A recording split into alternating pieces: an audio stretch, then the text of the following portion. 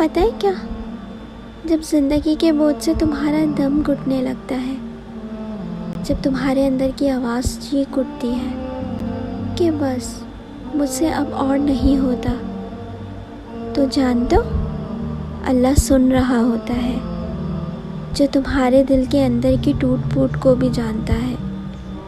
تم گرتے ہو، روتے ہو چپ چاپ تنہا کمرے میں، اور تم سمجھتے ہو کہ کوئی نہیں جانتا کہ تم پر کیا گزر رہی ہے، لیکن وہ رب جو تمہاری رگ جاں سے بھی زیادہ قریب ہے، وہ فرماتا ہے میں ہوں تمہارے ساتھ، صبر کرو کیونکہ میری مدد قریب ہے۔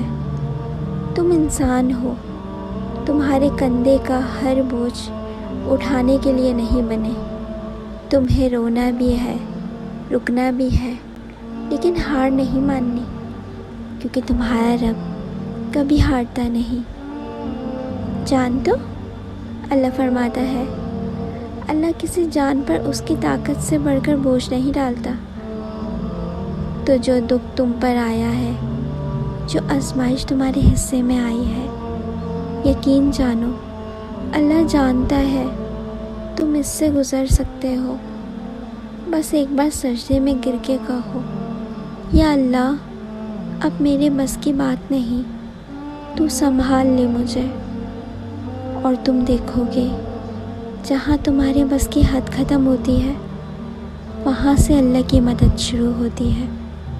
کبھی کبھی تمہاری آنکھیں خشک ہو جاتی ہیں، دل سن ہو جاتا ہے، تمہاری دعائیں نہیں صرف الفاظ بن جاتی ہیں، اور تم سوچتے ہو کہ شاید اب اللہ سن ہی نہیں رہا، لیکن نہیں، اللہ سن رہا ہوتا ہے تمہاری ٹوٹی ٹوٹی سانسیں، تمہاری خاموش آہیں، اور وہ آنسو جو کسی کے سامنے نہیں بہے، وہ بھی اس کے علم میں ہوتے ہیں۔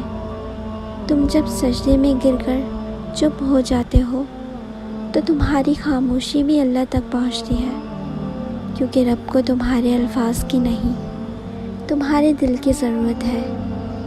وہ دل جو تھک چکا ہے، ٹوٹ چکا ہے، لیکن پھر بھی کہتا ہے یا اللہ میں اب بھی تجھ سے امید رکھتا ہوں۔ اور رب فرماتا ہے مایوس نہ ہو، میری رحمت سے کبھی مایوس نہ ہو، کیونکہ میں گناہوں کو معاف کرنے والا ہوں۔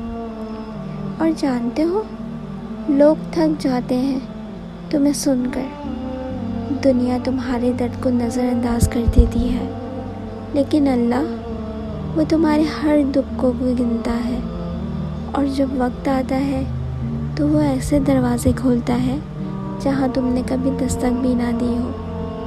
تو بس تھوڑی دیر اور صبر کر لو، تھوڑا سا اور اللہ پہ یقین رکھ لو، کیونکہ جس اللہ نے تمہیں یہاں تک پہنچایا ہے وہ تمہیں ضائع نہیں کرے گا، بس تم فالتو میں نا امید ہوتے ہو۔ اللہ ہے نا۔ اگر آپ کو میری بات سمجھ آئے تو اس پر ضرور عمل کریے گا، اور کامنٹ سیکشن میں ضرور بتائیے گا، دعاؤں میں یاد رکھیے گا۔ اللہ